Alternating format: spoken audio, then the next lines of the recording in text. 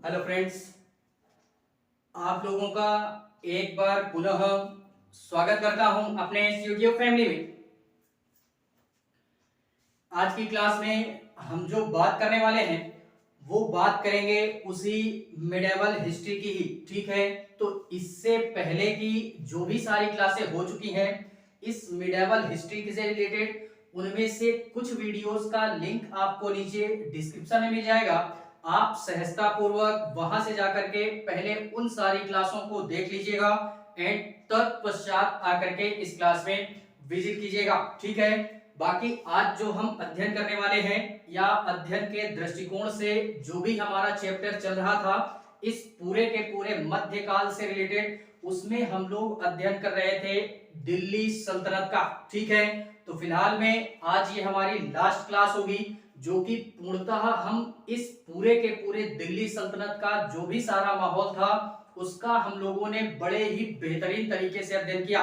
ठीक है, इसमें हमारा एक टॉपिक जो भी बचता है उसको आज हम कंप्लीट करने के पश्चात में पूरा का पूरा दिल्ली सल्तनत यहीं पे क्या करेंगे, पूर्णतः समाप्त करने का प्रयास करेंगे। ठीक है, तो क्लास में भरपूर एकाग्रता के साथ में बने रहिएगा मेरे साथ में शुरू से लास्ट तक, और देखते हैं कि इस पूरे के पूरे दिल्ली सल्तनत के संदर्भ में क्या क्या चीजें हम लोगों की बच जाती हैं जो कि आज हम एक बेहतरीन अंदाज में क्लास की स्टार्टिंग भी करेंगे और उसको समाप्त भी करेंगे। ठीक है, तो फिलहाल में इससे पहले वाली क्लास देख लीजिएगा, उसके बाद आकर के इस क्लास में विजिट कीजिएगा। ठीक है, इससे पहले हम लोग अध्ययन कर रहे थे दिल्ली सल्तनत का, यानी जो भी हमारा दिल्ली वाले क्षेत्र पे जो भी हमारी सत्ता स्थापित होती है वो मुस्लिमों की सत्ता स्थापित होती है। फिलहाल में मैं यार बार बार बोल रहा हूं कि इससे पहले वाली क्लास देख लीजिएगा, अर्थात हम काफी सारी बातों की चर्चा कर चुके हैं इसके संदर्भ में। आज जो हम अध्ययन करने वाले हैं वो इस पूरे के पूरे दिल्ली सल्तनत का, या एक प्रकार से अगर मैं बोलना चाहूं तो हम लोगों ने, अगर हम लोग यूपीएससी एस्पिरेंट हैं तो फिलहाल में यार हम लोग जानते हैं कि हमने यूपीएससी हो, यूपीपीसीएस वगैरह हो, इसमें यार हम लोगों ने एक सब्जेक्ट पढ़ना होता है आर्ट एंड कल्चर का, जिसको हम लोग कला एवं संस्कृति के नाम से भी जानते हैं। ठीक है, तो ये जो क्लास आज हम लोग अटेंड करने वाले हैं ये हमारी क्लास कला एवं संस्कृति जो भी हमारी एक प्रकार से बोले इस मतलब बुक का भी अध्ययन करना है हमने, तो वो थोड़ा सा मैच करेगा। मैच क्या करेगा कि मध्यकाल में या प्राचीन काल में या आधुनिक काल में आगे जो हम बात करेंगे उनमें सारी चीजों में कौन कौन सी हमारी कलाएं विकसित हुई, कौन कौन सी हमारी कलाएं होती हैं। हम साहित्य के बारे में अध्ययन करेंगे, साहित्य के पश्चात में चित्रकला का अध्ययन करेंगे। कलाएं भी वैसे कई प्रकार की होती हैं जिसमें हम लोग बात करेंगे स्थापत्य कला की, स्थापत्य के पश्चात में चित्रकला की बात करेंगे, चित्रकला के पश्चात में हम लोग संगीत कला की भी बात करेंगे।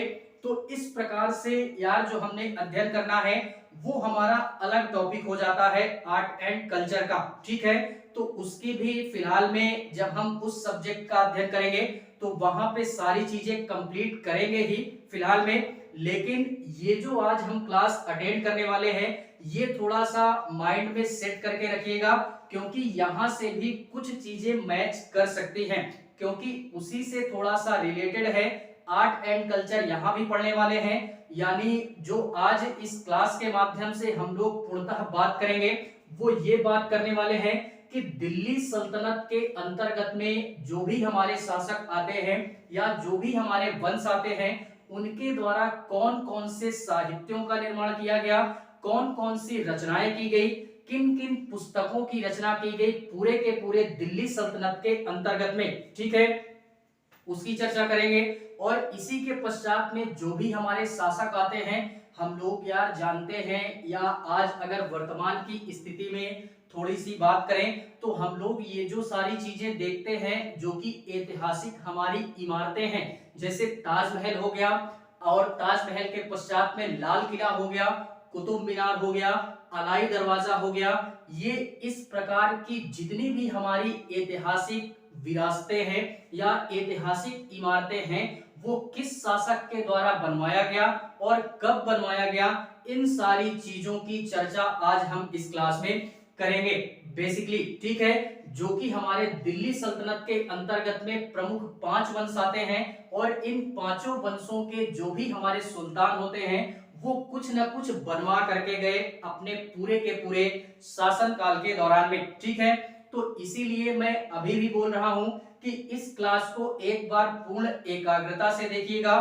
क्योंकि ये हम लोग मैच करता है या ये हमने पढ़ना है आर्ट एंड कल्चर में भी, जिसको हम लोग कला एवं संस्कृति के नाम से भी जानते हैं। ठीक है, तो बेसिकली इतनी सारी चीजें हम लोगों ने क्या करनी है, माइंड में सेट करके रखनी है। आज जो हम बाकायदा अध्ययन करने वाले हैं दिल्ली सल्तनत के संदर्भ में, इसमें हम पूर्णतः यार बात करेंगे, वही फिर से बोले दे रहे हैं कि इसके अंतर्गत हम जो अध्ययन करने वाले हैं 1206 ईस्वी से लेकर के 1526 ईस्वी के मध्य में जितने भी हमारे शासक हुए इस पूरे के पूरे दिल्ली सल्तनत पे, जिन्होंने अपनी सत्ता को बाकायदा स्थापित किया और अपने शासन काल के दौरान में कुछ न कुछ उन लोगों ने बनवाया। ठीक है, तो उन्हीं सारी चीजों का जिक्र करेंगे और 1206 से लेकर के 1526 के मध्य में ये दिल्ली पर हमने क्या होती है कि मुसलमानों की सत्ता हमारे क्या होती है या मुस्लिम वर्ग की सत्ता स्थापित होती है। इसके पश्चात में हमारी मुगलिया सल्तनत आती है, उसकी चर्चा हम करेंगे इसके पश्चात में। देखते हैं इसी में क्या देखते हैं कि इसमें हम बेसिकली दिल्ली सल्तनत में जो बात करेंगे आज वो दो चीजों पे बात करेंगे। कैसे, उसको भी देखते हैं कि इससे पहले मैंने पहले ही बोला, पहले तो देखते हैं दो चीजों की बात करेंगे। किसकी किसकी बात करेंगे, एक हम लोग बात करेंगे कला की। कला भी कई प्रकार की होती है, इसको देखेंगे हम। कला के पश्चात में दूसरा जो हम बात करेंगे वो साहित्य की बात करेंगे, यानी जो भी हमारी लिटरेचर थी और जो भी हमारे आर्ट वगैरह थे उन सारी चीजों की चर्चा हम इस क्लास में करने वाले हैं और बाकायदा इतने बेहतरीन ढंग से करेंगे कि अगर इस क्लास को देख लिया गया तो किसी भी अन्य क्लास की आवश्यकता नहीं पड़ने वाली है। ठीक है, बाकी देखते हैं हम कि इसके अंतर्गत में देखते हैं कला क्या होता है एंड साहित्य क्या होता है। सर्वप्रथम इसके संदर्भ में अगर बात करें तो हमारे दिल्ली सल्तनत में प्रमुख रूप से 5 वंश हमारे देखने के लिए मिलते हैं, जिसमें से हम लोगों ने अध्ययन किया गुलाम वंश का। उसके पश्चात में हमारा गुलाम वंश के पश्चात में हमारा एक प्रकार से बोले तो आता है खिलजी वंश, तुगलक वंश, सैयद वंश एंड लोधी वंश। ये 5 वंश थे और इन्हीं 5 वंशों में जो भी हमारे शासक हुए, बेसिकली बहुत सारे शासक होते हैं जिनका जिक्र हम कर चुके हैं, लेकिन फिलहाल में हम यहाँ पे उन शासकों या उन सारे सुल्तानों का जिक्र करेंगे जिन सुल्तानों ने अपने शासन काल के दौरान में विभिन्न क्षेत्रों में, बेसिकली दिल्ली पर इनकी सत्ता स्थापित होती है तो ये दिल्ली के आसपास के क्षेत्रों में ही इन्होंने अपने शासन काल के दौरान में कुछ ना कुछ निर्मित करवाया। ठीक है, देखते हैं उसी को एक बेहतरीन अंदाज में। बोरिंग महसूस मत कीजिएगा, थोड़ा सा इंटरेस्ट लीजिएगा। बाकी देखते हैं इसी में कला क्या होती है। कला भी यार हम लोग जानते हैं कला कई प्रकार की होती है। कैसी कला यार, कलाएं कई प्रकार की, जैसे स्थापत्य कला हुआ हमारा, स्थापत्य कला के पश्चात में चित्रकला हुआ हमारा, चित्रकला के पश्चात में अगर और बात करें तो संगीत कला हुई हमारी। यानी इस प्रकार से कलाओं के विभिन्न रूप देखने के लिए मिल जाते हैं और आज भी विभिन्न रूप भी देखने के लिए मिलते हैं। कला कोई एक ही प्रकार की नहीं होती है। ठीक है, इसमें हम लोग देखते हैं सर्वप्रथम अगर मैं कला का जिक्र करूं तो कला में हम लोग अध्ययन करना है स्थापत्य कला का। स्थापत्य कला के संदर्भ में हम लोग क्या करेंगे, थोड़ी सी चर्चा कर लेंगे जिससे हमको समझने में ज्यादा सहजता महसूस होगी। इसी के पश्चात में जो दूसरा अध्ययन करेंगे वो अध्ययन करेंगे हम लोग चित्रकला के संदर्भ में।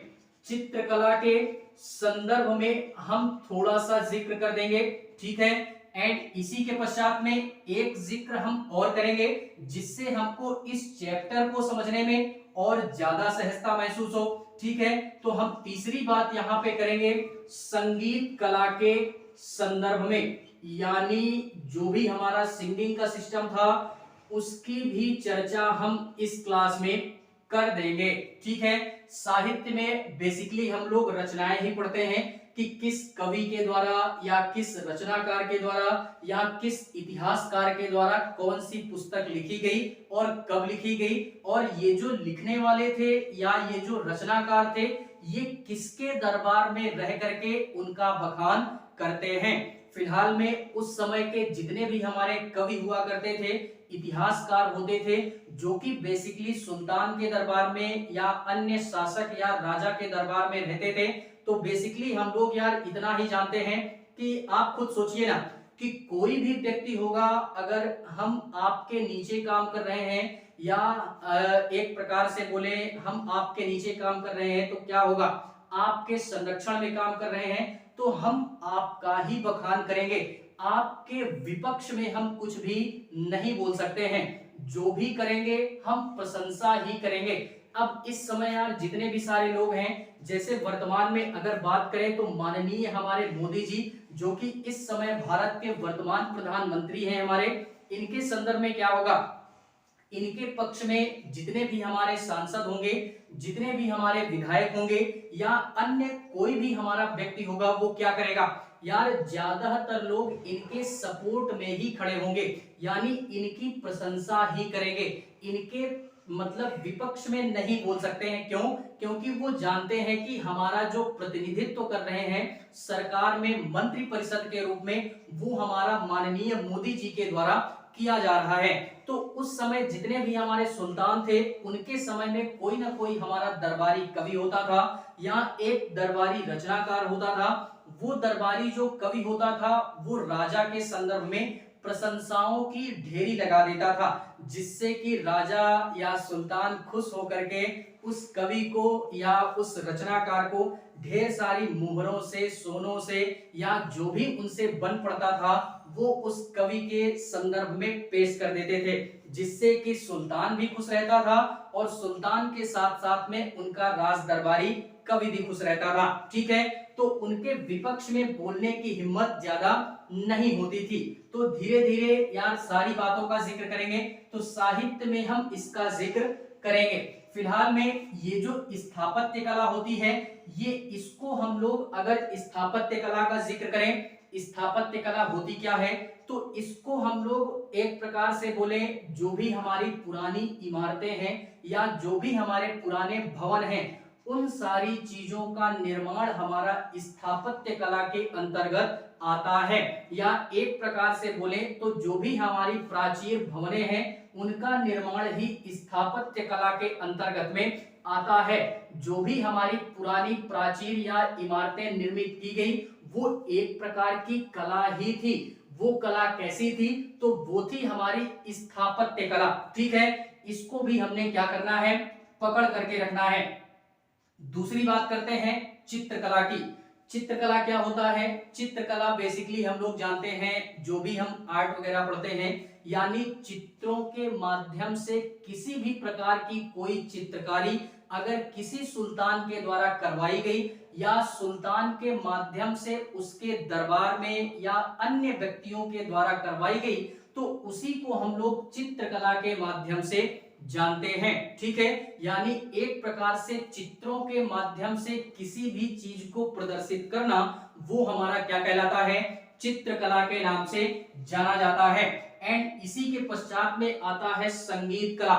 संगीत कला क्या होती है, संगीत कला यार एक प्रकार से हम भी जानते हैं, आप भी जानते हैं कि कोई भी हमारा सुल्तान होता था, कोई भी शासक होता था या कोई भी हमारा उस समय राजा वगैरह होता था, तो उनको दो तीन चीजों का शौक ज्यादा होता था। कौन सा, कि वो अपने दरबार में सारी ऐशो आराम की चीजें रखते थे, जिससे कि उनको कभी भी अगर उनको दिल बहलाने का मन होता था या किसी भी अन्य चीज की आवश्यकता होती थी तो सुल्तान अपने क्या करते थे कि अपने मन मुताबिक स्वयं व्यक्ति को पेश करवा करके ऐसा मनोरंजन के रूप में उसका भरपूर आनंद लेते थे। तो संगीत भी उनका एक प्रकार का क्या था, ये मनोरंजन का साधन था, या खाली समय में एक प्रकार से बोले तो टाइम पास आनंद लिया जाता था। और वैसे भी राजा महाराजा उनके शौक निराले, सबाब और सबाब दोनों चाहिए, और भरपूर यार सबाब और सबाब है तो इसमें फिर संगीत का भी सहारा चाहिए, गजल मुजरा भी होना चाहिए, ठीक है। तो वही सारी चीजें जो भी हमारे शासक थे या सुल्तान थे भरपूर आनंद लेते थे, और जो संगीत के माध्यम से जो भी सारी चीजें होती थी उनके शासनकाल में वह भी एक प्रकार की कला ही थी, ठीक है। बस केवल और केवल फर्क इतना था कि वो संगीत कला थी। इसीलिए मैंने क्लास की स्टार्टिंग में बोला कि कला भी हमारी कई प्रकार की होती है, ठीक है। बेसिकली इस चैप्टर के माध्यम से हम जो पूर्णतः बात करने वाले हैं वो केवल और केवल हम स्थापत्य कला के संदर्भ में अध्ययन करेंगे। अब ऐसा क्यों, मैं ऐसा क्यों बोल रहा हूं, ऐसा इस कारणवश क्योंकि चित्रकला और संगीत कला इसका विकास दिल्ली सल्तनत में बहुत ही सीमित मात्रा में देखने के लिए मिल जाता है। यानी दिल्ली सल्तनत के क्षेत्र में जितने भी हमारे शासक हुए या सुल्तान हुए जिन्होंने अपनी सत्ता को स्थापित किया इस पूरे के पूरे दिल्ली वाले क्षेत्र में, उन्होंने अपने शासन काल के दौरान में केवल और केवल ज्यादातर क्या किया कि स्थापत्य कला पर ज्यादा जोर दिया। उन लोगों ने ना कि चित्रकला पे ध्यान दिया और ना ही संगीत कला पे ध्यान दिया।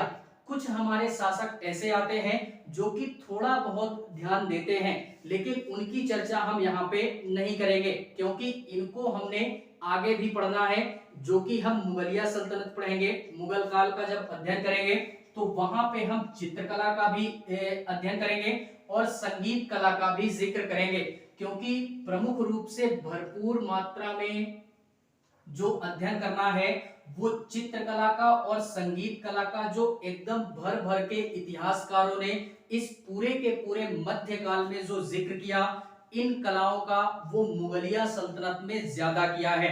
बाकी दिल्ली सल्तनत में हमारा इन दो एक प्रकार से बोले कलाओं का विकास बहुत ही सीमित होता है।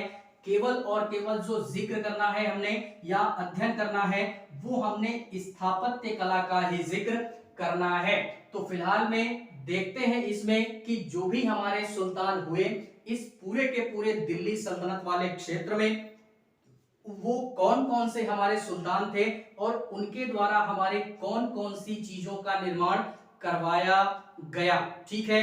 देखते हैं इसी में। मैं बेसिकली बार बार सुल्तान बोल रहा हूं तो ये शासक को ही या राजा को ही सुल्तान बोलते हैं, और ये जो सुल्तान शब्द है ये इस कारणवश प्रयोग में लाया गया क्योंकि यार जो भी सारा सिस्टम है नाम से ही पता चल रहा है, चैप्टर का नाम ही है दिल्ली सल्तनत। इसके अधिकांश शासकों के द्वारा एक उपाधि धारण की गई थी जिसको हम सुल्तान के नाम से जानते हैं।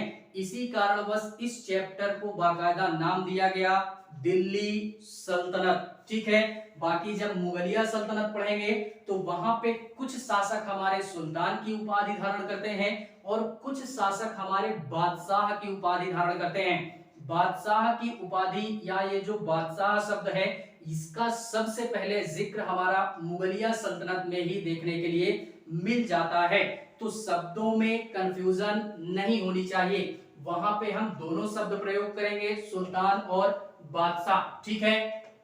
देखते हैं इसी में स्थापत्य कला में एक तरफ डालते हैं स्थापत्य कला एंड एक तरफ डालते हैं इसी में हम क्या, एक तरफ डालते हैं शासक का नाम। किसका नाम डालते हैं, एक तरफ डालते हैं शासक का नाम, अर्थात किस शासक के शासन काल में बनवाया गया, शासक का नाम डालते हैं। एंड दूसरी तरफ हम लोग डालते हैं स्थापत्य कला, या इस स्थापत्य कला को हम लोग भवन के निर्माण के तौर पे भी जानते हैं, ठीक है। स्थापत्य कला, शासक का नाम और स्थापत्य कला, इसमें सर्वप्रथम हम लोग देखते हैं किसके संदर्भ में, हम लोग बात करते हैं कुतुबुद्दीन ऐबक की।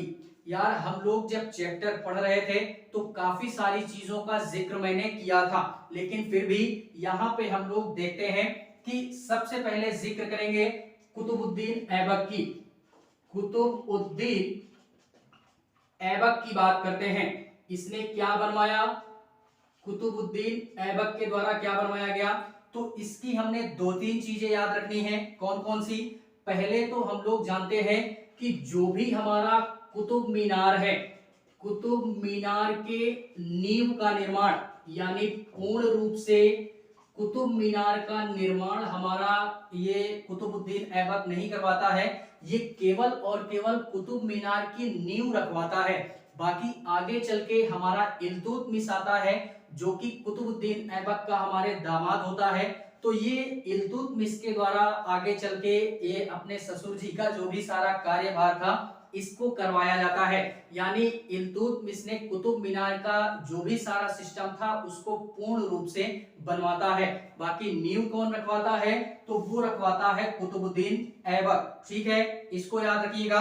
एंड दूसरा, इसी कुतुबुद्दीन ऐबक में याद रखिएगा एक हमारा मस्जिद बनवाई थी जो कि काफी प्रचलित मस्जिद थी, कुव्वतुल उल इस्लाम मस्जिद। याद रखिएगा, कुव्वतुल उल इस्लाम मस्जिद के नाम से जानते हैं। कुव्वतुल उल इस्लाम मस्जिद ये हमारा वर्तमान में अगर एक प्रकार से बोले तो ये भी दिल्ली के आसपास में ही ये हमारा कुव्वतुल उल इस्लाम मस्जिद बनवाया गया था। और ये भी याद रखिएगा कि यह भारत में बनवाया गया पहला मस्जिद था जो कि तुर्क मुसलमानों द्वारा इंडिया में क्या किया गया? स्थापित करवाया गया या बनवाया गया, कुव्वतुल उल इस्लाम मस्जिद। ठीक है, इसको भी हमने याद रखना है। और इसके संदर्भ में यह भी बोला जाता है कि ये जो हमारा कुव्वतुल उल इस्लाम मस्जिद है यह एक प्रकार से पहले हमारा क्या होता था कि एक विद्यालय के तौर पे यानी संस्कृत विद्यालय के तौर पे प्रचलित था। कब प्रचलित था? जब राजपूतों का शासन था। ये हमारा दिल्ली सल्तनत चल रहा है। दिल्ली सल्तनत के पहले हम लोगों ने राजपूतों का अध्ययन किया। राजपूतों में हम लोगों ने एक हमारे राजपूतों की एक हमारी बोले तो गोत्र था या एक प्रकार से कुल था जिसको हम लोग चौहानों के नाम से जानते हैं। यानी चौहान राजपूत का एक हमारे शासक था जिसको हम लोग विग्रहराज फोर्थ के नाम से जानते हैं। विग्रहराज फोर्थ ने एक हमारा राजस्थान के अजमेर में एक हमारे एक प्रकार से बोले तो संस्कृत विद्यालय का निर्माण करवाता है, जिसको बाद में जब ये हमारा एक प्रकार से कुतुबुद्दीन ऐबक आता है तो ये उसको कन्वर्ट करा देता है या बदलवा देता है एज अ मस्जिद के रूप में। तभी से इसको नाम दिया गया कुव्वतुल उल इस्लाम मस्जिद के तौर पे जाना जाता है। एंड इसी के पश्चात में एक हमारा और याद रखिएगा, इसी के संदर्भ में कुतुबुद्दीन ऐबक के द्वारा और क्या बनवाया गया? कुतुब मीनार की नींव का निर्माण, कुव्वतुल उल इस्लाम मस्जिद। एंड एक और आता है हमारा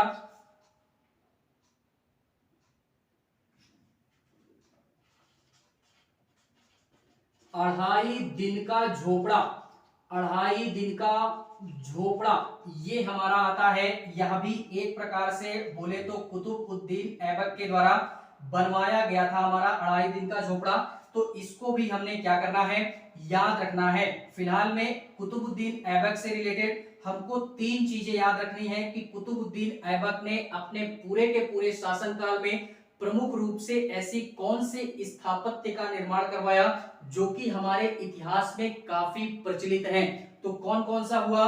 पहला अढ़ाई दिन का झोपड़ा, दूसरा कुतुब मीनार की नींव का निर्माण, एंड तीसरा कुव्वतुल उल इस्लाम मस्जिद का निर्माण हमारे कौन करवाता है? कुतुबुद्दीन ऐबक। ठीक है, तो यह हमारा पहला शासक हुआ। देखते हैं इसी में दूसरे की बात करते हैं कुतुबुद्दीन ऐबक के पश्चात में। इसके बाद जो हम जिक्र करने वाले हैं वो बात करते हैं इल्तुतमिश की। जिक्र करते हैं किसका? जिक्र करते हैं इल्तुतमिश।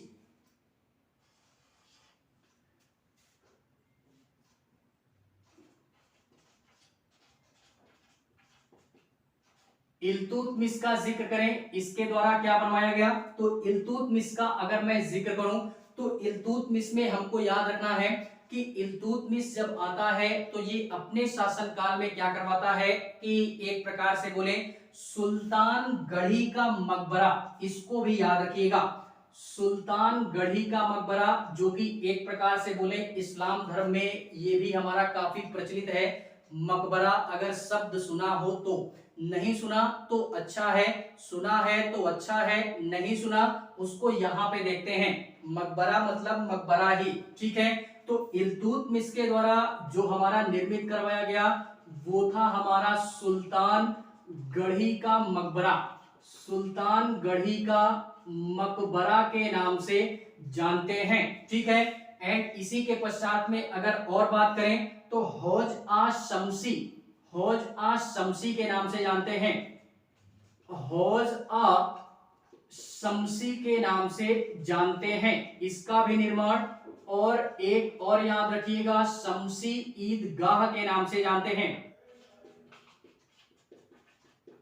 शमसी ईदगाह के नाम से जानते हैं। इसमें बेसिकली तीन चीजें हमने याद रखनी है इल्तुतमिश से रिलेटेड, कि इल्तुतमिश ने सबसे पहला जो निर्मित करवाया सुल्तान गढ़ी का मकबरा, जो कि एक प्रकार से बोले तो ये मकबरा जो बनवाया गया ये हमारा पूरे के पूरे दिल्ली सल्तनत के सुल्तानों में इल्तुतमिश ऐसा पहला शासक था जो कि भारत में मकबरा का जन्मदाता माना जाता है। यानी इससे पहले हमारा मुस्लिम धर्म में किसी भी प्रकार का कोई मकबरा नहीं बनवाया गया, लेकिन जैसे ही हमारा इल्तुतमिश आता है तो ये अपना एक मकबरा बनवाता है जिसको हम लोग सुल्तान गढ़ी के मकबरे के नाम से जानते हैं। इसके पश्चात में हौज आ शमसी एंड शमसी ईदगाह, इसका निर्माण भी किसने करवाया, इसका निर्माण भी इल्तुतमिश के द्वारा करवाया गया था। तो एक पॉइंट यहाँ पे नोट डाल करके लिखिएगा कि जो भी हमारा एक प्रकार से बोले मकबरा के या भारत में मकबरा के जन्मदाता कौन है, तो भारत में मकबरा के जन्मदाता हमारे किसको माना जाता है, वो इल्तुतमिश को जाना जाता है या माना जाता है।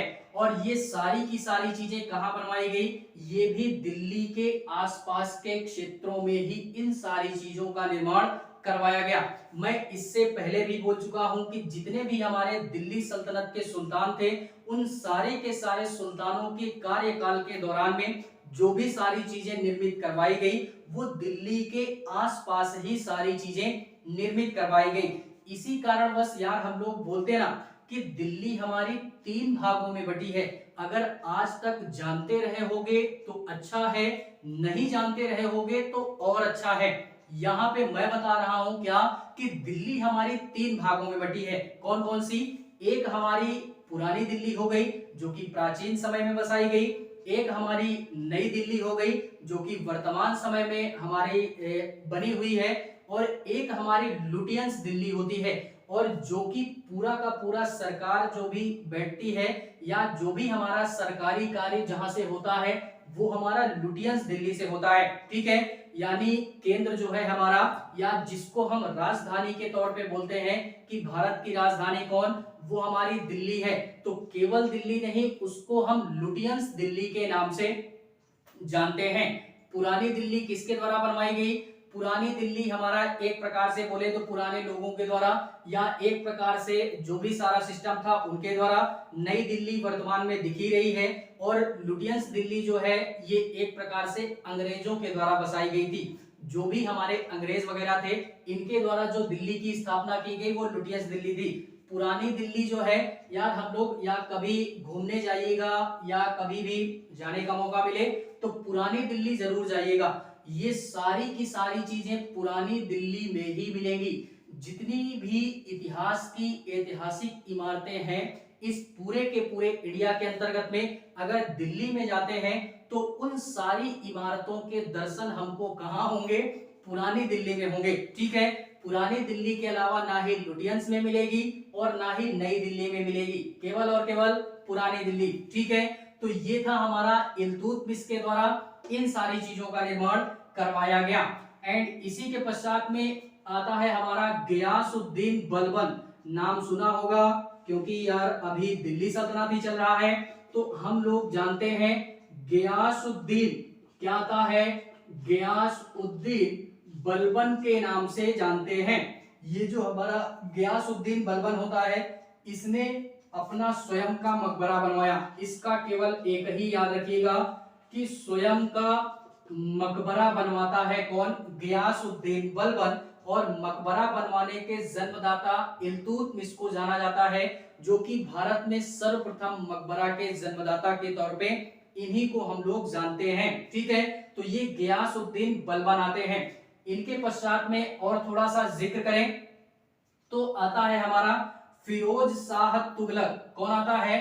फिरोज शाह तुगलक आता है हमारा, जो कि एक प्रकार से बोले, सॉरी फिरोज शाह तुगलक नहीं, एक प्रकार से बोले हम लोग जिक्र करते हैं, जो कि जिनको हम लोग या एक प्रकार से बोले तारीख ए फिरोज शाही या फतवा ए जहादारी, ये हम लोग याद रखेंगे।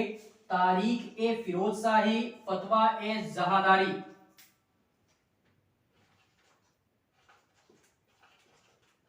इसको भी हमने क्या करना है? याद रखना है। किसका अध्ययन करेंगे? ये देखा इल्तुतमिश, गियासुद्दीन बलबन एंड इसी के पश्चात में क्या आता है? अलाउद्दीन खिलजी। इसमें हम लोग क्या देखेंगे कि अलाउद्दीन खिलजी जब भी हमारा एक प्रकार से बोले, ये जब अपनी सत्ता को संभालता है, दिल्ली सल्तनत की गद्दी पे बैठता है एज आ खिलजी वंश के तौर पे, तो इसमें इसने क्या निर्मित करवाया? तो इसने एक प्रकार से हम लोग बोले तो यह निर्मित करवाता है, हम लोगों ने नाम सुना होगा सीरी का किला। सुना होगा तो बेटर है, नहीं सुना तो और बेटर है। क्या है कि सीरी का किला। वैसे भी यार जो भी सारा सिस्टम है, इतिहास का अध्ययन करते हैं तो काफी सारी चीजें हमको जानने के लिए मिलती हैं और काफी सारी चीजें हमको सीखने के लिए भी मिलती हैं और काफी सारी नई नई चीजें हमको देखने के लिए ये मिल जाती हैं कि प्राचीन समय में या जब हम इस पृथ्वी पे जन्म नहीं लिए थे, जब हमारा अवतार नहीं हुआ था, तो उससे पहले दिल्ली सल्तनत पे या इतिहास में क्या घटनाएं हमारी घटित हो चुकी हैं, जो कि काफी रुचिकर है। और इतिहासकारों ने तो इतना बेहतरीन ढंग से इसका वर्णन किया है कि पढ़ने वाला अगर कोई बंदा है, अगर बाकायदा रुचि के साथ में इंटरेस्ट लेकर के पढ़ता है, तो इतिहास में एक प्रकार से बोले रम जाना है। ठीक है, यानी एक प्रकार से अगर बोले तो इतिहास भी एक प्रकार की कहानी ही है, केवल और केवल हमको पढ़ने के लिए दे दिया गया और एज अ सब्जेक्ट के रूप में पढ़ते हैं तो काफी बोरिंग फील होता है। लेकिन फिर भी अगर इंटरेस्ट के साथ में पढ़ते हैं और कहानी के साथ में पढ़ते हैं तो तनिक भी बोरियत महसूस नहीं होती है। तो जस्ट उसी प्रकार से हम लोग क्या बोलते हैं कि इतिहास में काफी सारी चीजें हमको मिलती हैं, बहुत सारे किले, बहुत सारे शासक आते हैं। यार हम लोग जो अध्ययन कर रहे हैं ये केवल और केवल इतिहास का थोड़ा सा हिस्सा है, जो कि हम अपने एग्जाम को क्रैक करने के उद्देश्य से पढ़ रहे हैं। बाकी अगर पूरा डिटेल में अध्ययन किया जाए भारत के इतिहास का, तो भारत का इतिहास अथाह है और भारत के इतिहास पर कोई भी जिक्र नहीं किया जा सकता। काफी सारा मतलब कांड हुआ हमारे अवतरित होने से पहले। ठीक है, तो पढ़ने के उद्देश्य से अगर पढ़ते हैं तो इतिहास में काफी सारी चीजें हैं जिनको पढ़ना काफी ज्यादा रुचिकर भी हो जाता है और काफी सारी चीजें देखने के लिए मिल जाती हैं। तो उन्हीं में से एक हमारा दिल्ली सल्तनत पे एक शासक बैठता है जिसने सीरी के किले का निर्माण करवाया और इसी के पश्चात में, इस किले के पश्चात में हम लोगों ने नाम सुना होगा अलाई दरवाजा का। किसका नाम सुना? अलाई दरवाजा का नाम सुना। तो ये जो अलाई दरवाजा है किसके द्वारा निर्मित करवाया गया? ये भी अलाउद्दीन खिलजी के द्वारा क्या किया गया? निर्मित करवाया गया। इसी के पश्चात में अगर बात करें तो हौज आ एक प्रकार से बोले शमसी के नाम से जानते हैं और इसी को हौज आ खास के नाम से जानते हैं। हौज आ खास के नाम से जानते हैं, हौज आ खास के नाम से जानते हैं। ठीक है, तो इसका निर्माण भी किसने करवाया? अलाउद्दीन खिलजी के द्वारा करवाया गया। इसके पश्चात में अलाउद्दीन खिलजी के द्वारा एक हमारे स्थापत्य कला का निर्माण और करवाया गया, जिसको हम लोग क्या बोलते हैं? हजार खंभा या हजार खंभा महल के नाम से जानते हैं। यानी एक प्रकार से अगर मैं बोलना चाहूं तो 1000 खंभों पर या 1000 पिलरों पर बना एक महल का निर्माण किसने करवाया या किसके शासन काल में करवाया, तो वो हमारा अलाउद्दीन खिलजी के द्वारा करवाया गया, जो कि एक विशाल महल था और 1000 खंभों पर बनाया गया ये महल था। ठीक है, और हौज आ खास या हौज आ शमसी या हौज आ अलाई बोल सकते हैं, हौज आ अलाई बोल सकते हैं। ठीक है, अलाई दरवाजा ये आज भी वर्तमान में लाल पत्थरों से बनवाया गया है, इसको भी याद रखिएगा। बाकी सीरी के किले का निर्माण ये भी अलाउद्दीन खिलजी के द्वारा बनवाया गया। ठीक है, इसी के पश्चात में और बात करें, इसके पश्चात में अगर मैं और बात करूं तो आता है मुबारक शाह, आता है मुबारक शाह, याद रखिएगा मुबारक शाह या मुबारक खिलजी, मुबारक शाह खिलजी, मुबारक खिलजी के तौर पे जानते हैं।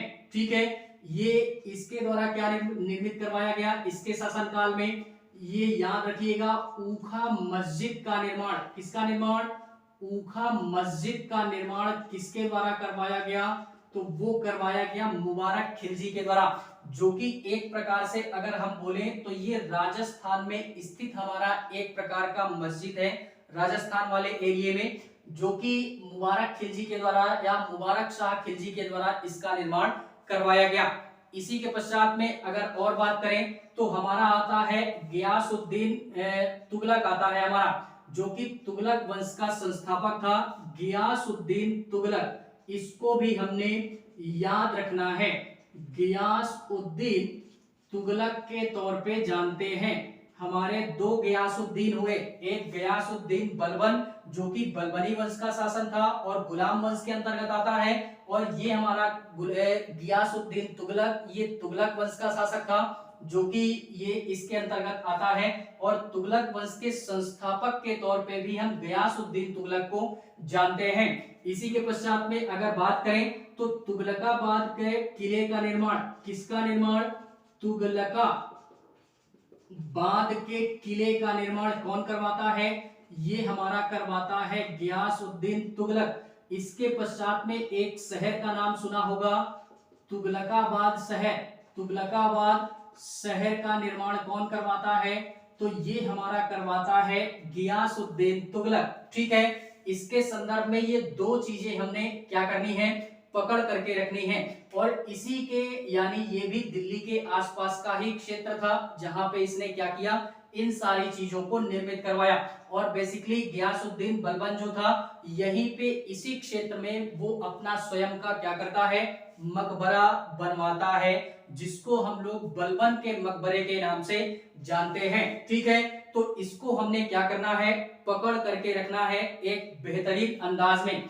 इसके पश्चात में अगर हम लोग बात करें गियासुद्दीन तुगलक के पश्चात में हम बात करते हैं मोहम्मद बिन तुगलक की, मोहम्मद बिन तुगलक की बात करें तो इसके संदर्भ में तो यार काफी रुचिकर चीजें हैं कि पूरे के पूरे दिल्ली सल्तनत के जितने भी हमारे सुल्तान हुए, सबसे ज्यादा पढ़ा लिखा शासक अगर कोई होता है तो वो मोहम्मद बिन तुगलक होता है, और जितना ये पढ़ा लिखा था उतना ही बड़ा चूतिया भी था। ठीक है, यानी उतना बड़ा बेवकूफ भी था, तो इसको एक प्रकार से बोले तो ये ज्यादा पढ़ा लिखा था, यही बोल सकते हैं कि ये ज्यादा पढ़ा लिखा था, यानी मूर्ख और बुद्धिजीविता का कॉम्बिनेशन बोल सकते हैं कि दोनों ही गुण इसके अंदर पाए जाते थे। ठीक है, लेकिन मैंने चूतिया बोल दिया तो ऐसा भी नहीं है कि ये केवल चूतिया ही था, इसके जैसी बुद्धिजीविता अन्य किसी सुल्तान के पास में नहीं थी। मोहम्मद बिन तुगलक के द्वारा हमारे आदिलाबाद शहर का निर्माण, इसको भी याद रखिएगा,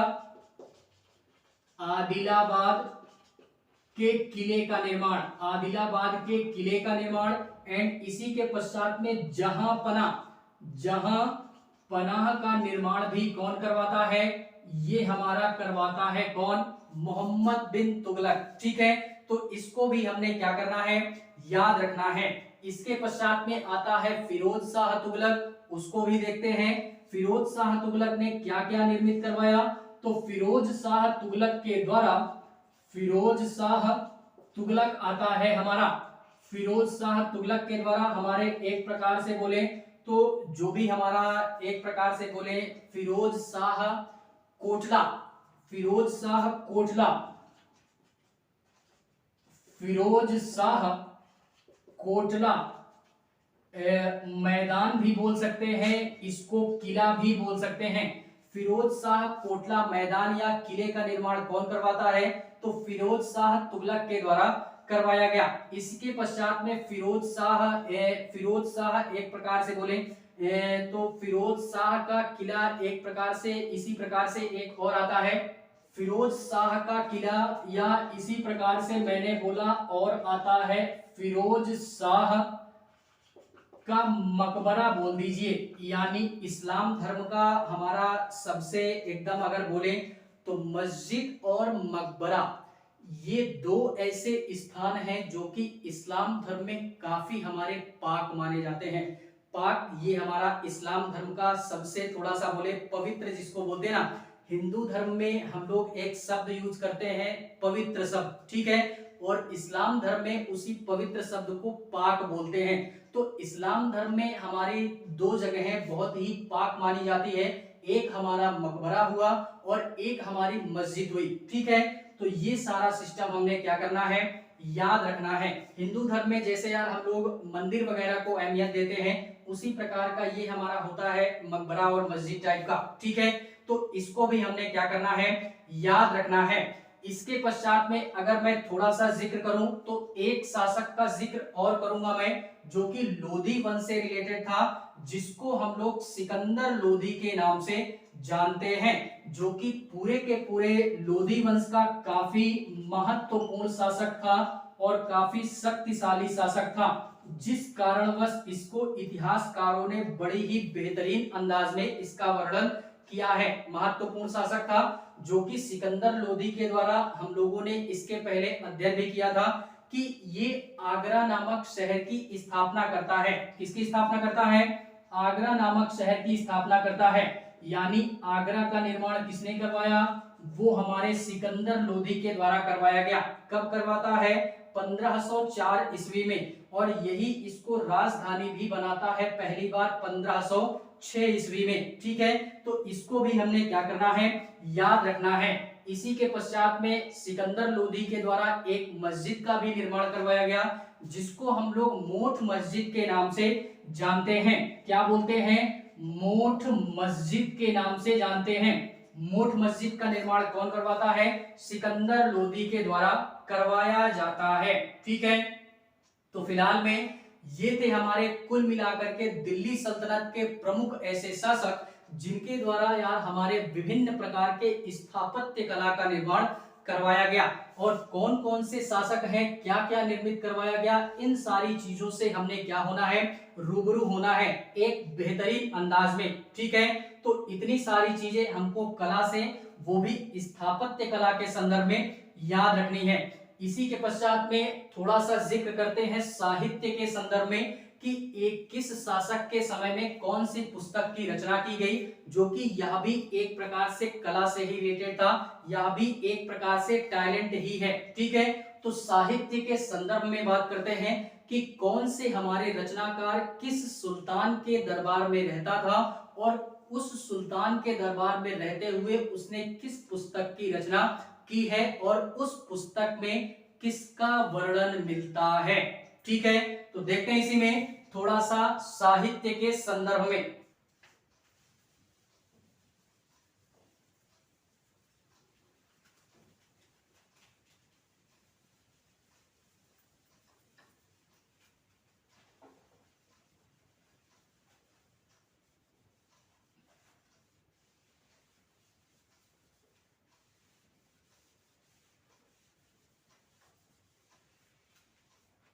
देखते हैं इसी में साहित्य के संदर्भ में बात करते हैं।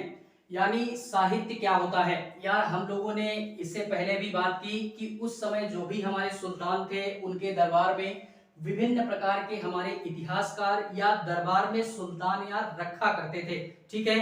कवियों को रखते थे अपने दरबार में कि जो भी सारी बातें हो या उनके प्रशंसा हो, तो वो जो कवि होता था वो एक प्रकार से पुस्तक में उसकी रचना करें, या जो भी सारी प्रशस्ति वगैरह है उसमें उसकी रचना देखने के लिए मिल जाए, ठीक है।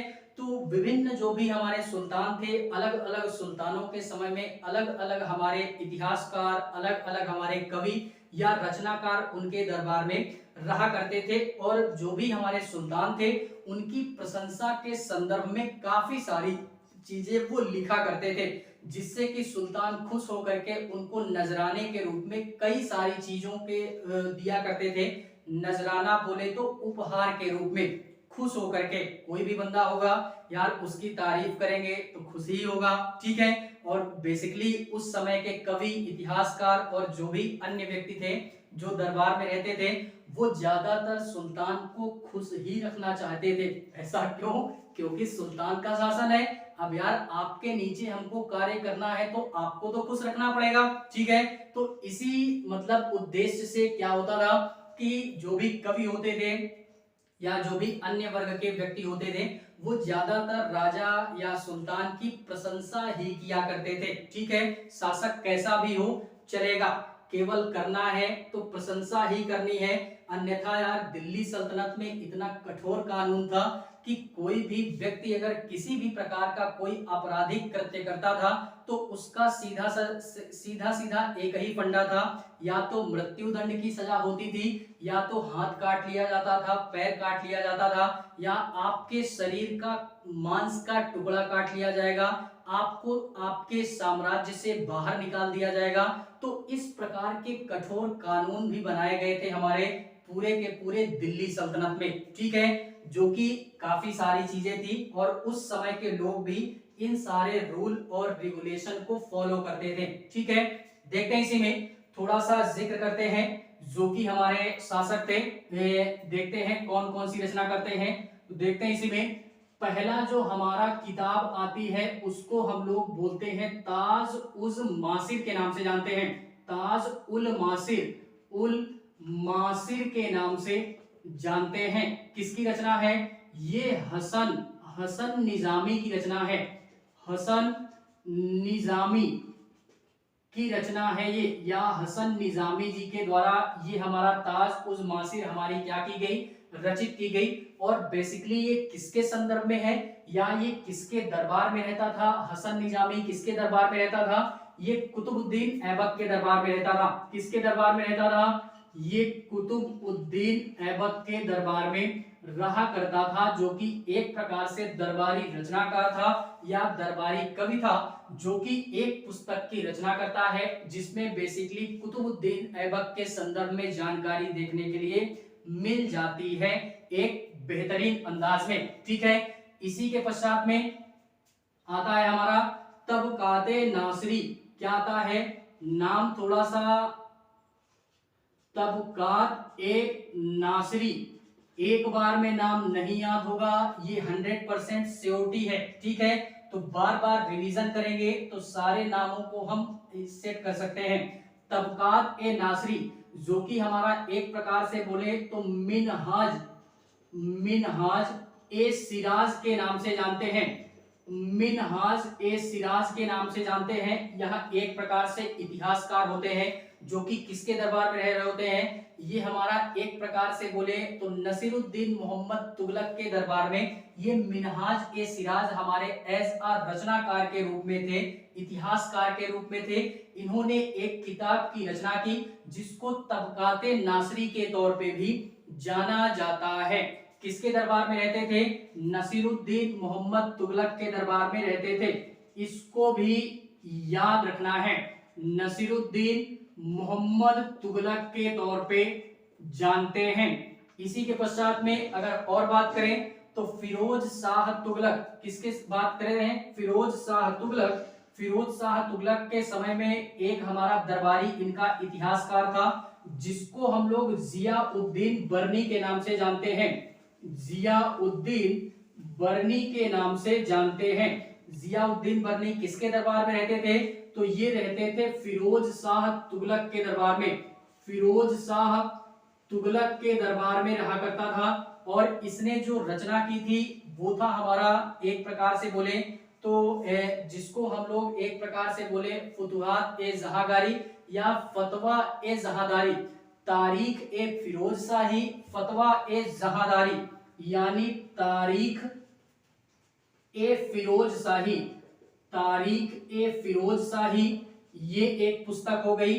और दूसरी पुस्तक हो गई फतवा ए जहांदारी, फतवा ए जहांदारी के नाम से जानते हैं। इन दो पुस्तकों का निर्माण या रचना किसने की? जियाउद्दीन बर्नी ने। किसके दरबार में रहता था? फिरोज शाह तुगलक के दरबार में।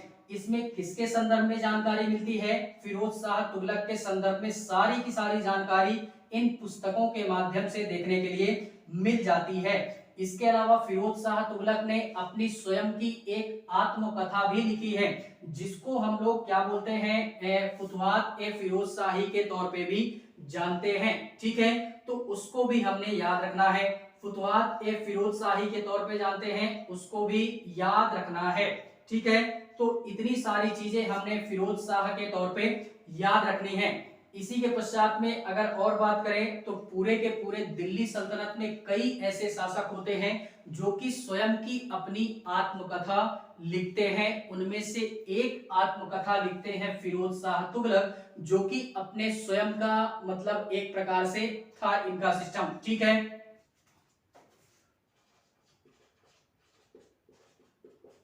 मैंने पहले ही बोला फुतुहात ए फिरोज शाही के तौर पे जानते हैं, ये आत्मकथा है। ठीक है, इसको याद रखना है। इसी के पश्चात में थोड़ा सा जिक्र अगर हम और करें, ये फिरोज शाह तुगलक हुआ। इसी के पश्चात में थोड़ा सा जिक्र और करते हैं, किसके संदर्भ में? थोड़ा सा जिक्र करते हैं अन्य शासकों के संदर्भ में। एक हमारा आता है यानी मोहम्मद बिन तुगलक के दरबार में, एक हमारा मोहम्मद बिन तुगलक के दरबार में एक हमारा एक प्रकार से बोले तो यात्री बोल सकते हैं। उस यात्री ने यार क्या किया था कि मोरक्को से एक हमारा यात्री आता है, मोरक्को से, जिसको हम लोग एक प्रकार से बोले तो इब्न बतूता बोलते हैं। क्या बोलते हैं? Ibn Battuta. ये इब्न बतूता नाम का एक प्रकार से बोले तो ये मोरक्को यात्री होता है। इब्न बतूता मोरक्को का यात्री होता है, जो कि घूमते टहलते हमारा इंडिया में आ जाता है, और जब ये भारतीय क्षेत्र में प्रवेश करता है तो घूमते फिरते ये मोहम्मद बिन तुगलक के दरबार में पहुंच जाता है। और मोहम्मद बिन तुगलक के दरबार में ये जैसे ही पहुंचता है तो मोहम्मद बिन तुगलक इसको देखते हुए और इसके कार्यों से या जो भी सारी चीजें ये मोहम्मद बिन तुगलक के बारे में बताता है या उनसे जो भी सारी बातचीत करता है, मोहम्मद बिन तुगलक इससे काफी प्रभावित होते हैं और इसको अपने दरबार में एक पद दे देते हैं। यानी ये हमेशा के लिए यहीं पे रह जाता है, आता है बाहर से, लेकिन मोहम्मद बिन तुगलक के दरबार में ये एज अ काजी के रूप में यानी दिल्ली का काजी नियुक्त कर दिया जाता है मोहम्मद बिन तुगलक के द्वारा। किसको? इब्न बतूता को। ठीक है, तो ये काजी रहने के दौरान में ये वहां पे जो भी सारी चीजें देखता है, मोहम्मद बिन तुगलक के दरबार में जो सारी चीजें देखता है, उसके साम्राज्य में प्रजा कैसी थी, समाज के लोग कैसे थे, यानी जितनी भी सारी चीजें थी मोहम्मद बिन तुगलक से रिलेटेड, और जब से ये आता है यात्रा करते हुए उन तमाम सारी बातों का जिक्र ये एक पुस्तक में करता है, जिसको हम लोग तारीख ए रहला या किताब ए रहला के नाम से जानते हैं। इसको भी हमने क्या करना है? याद रखना है। तारीख ए रहला या इसको हम लोग किताब ए रहला के नाम से जानते हैं। और मोहम्मद बिन तुगलक इससे इतना प्रभावित हो जाता है कि इसको अपना राजदूत बना करके इसको भेजता है चीन में। चीन में जाकर के ये मोहम्मद बिन तुगलक के राजदूत के तौर पे कार्य करता है। ठीक है, तो काफी सारी चीजें हैं जो कि इतिहास में वर्णित हैं मोहम्मद बिन तुगलक के संदर्भ में भी और इब्न बतूता के संदर्भ में भी। ठीक है, फिलहाल में यार इसमें और भी कई सारे हमारे एक प्रकार से बोले तो कई सारे हमारे और भी सुल्तान आते हैं, जैसे मुबारक शाह आता है। मुबारक शाह के द्वारा हमारा एक प्रकार से इनके दरबार में भी एक इतिहासकार होता है, जिसको हम लोग यहया बिन सरहद हिंदी के नाम से भी जानते हैं। इसने यार सैयद वंश की संपूर्ण जानकारी जो मिलती है इसी अहमद सर हिंदी में देखने के लिए मिल जाती है। ठीक है, तो काफी सारे शासक भी हैं, जिसमें से 3-4 शासक और बचते हैं। इसको आप लोग देख लीजिएगा, किताब से देख लीजिएगा। फिलहाल में क्लास काफी लंबी हो जाएगी, तो आज के लिए बस इतना ही। इस पूरे के पूरे दिल्ली सल्तनत में हम इतना ही हमने क्या होना था, पढ़ना था। आज से ये पूरा का पूरा चैप्टर यहीं पे क्या होता है, समाप्त होता है। 2 से 3 हमारे सुल्तान जो बसते हैं, उनके दरबार में जो भी हमारे चीजें होती हैं उनको देख लीजिएगा। वो उसी में हमारे एक प्रकार से अमीर खुसरो वगैरह आते हैं, ठीक है, तो उसको आप लोग देख लीजिएगा। बाकी इतना पर्याप्त है, क्लास लंबी हो जाएगी, इस कारणवश उन 2-3 शासकों या सुल्तानों का जिक्र हम यहाँ पे अब नहीं करेंगे। इसी के पश्चात में मिलेंगे इस पूरे के पूरे मिडिवल हिस्ट्री में किसी अन्य चैप्टर पे, या किसी नए हमारा जो भी चैप्टर होगा उसके साथ में मिलेंगे। तब तक आप लोग केवल और केवल रिवीजन कीजिएगा, फोकस हमारा किस पे होना, रिवीजन पे, ठीक है। बाकी मिलेंगे नेक्स्ट क्लास में, तब तक जहां भी रहें स्वस्थ रहें, मस्त रहें। बाकी मिलेंगे नेक्स्ट क्लास में, तब तक के लिए